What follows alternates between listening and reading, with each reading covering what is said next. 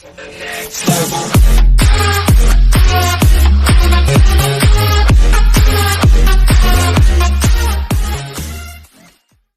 nights, 20 Democrats. What you should know about the first 2020 debate.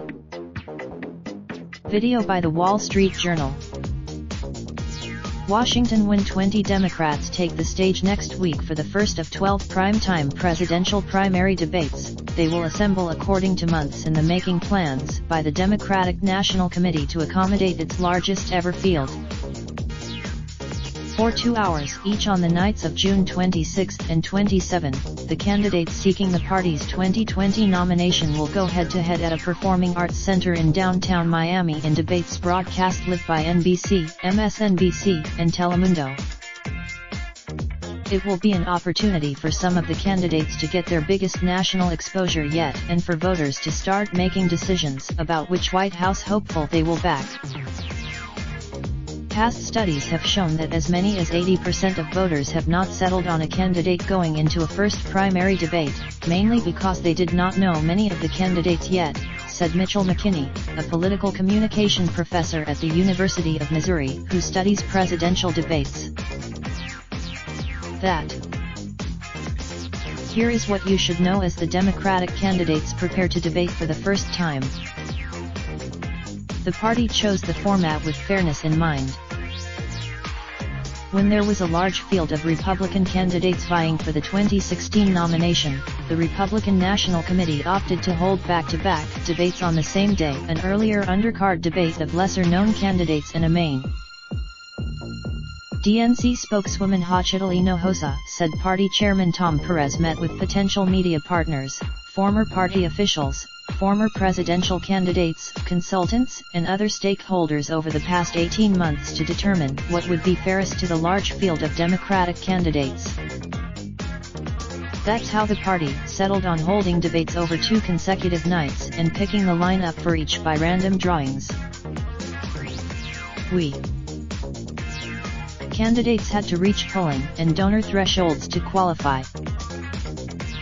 To make it onto the debate stage, candidates had to meet criteria set by the DNC, which required either reaching 1% support in 3 qualifying national polls or receiving donations. The candidates were assigned stages by a drawing. NBC last week held a random drawing in New York City. Officials had to. The names from the first box were selected at random and distributed between the 2 nights, and then the same process was followed for the second box to ensure a mix of candidates on each night, those familiar with the process said. Slideshow by Business Insider. On each night, leading candidates will be center stage. The candidates' podium positions on stage will reflect their standings in polls as of June 12, with leading candidates in the center positions and trailing candidates at the edges, NBC announced this week.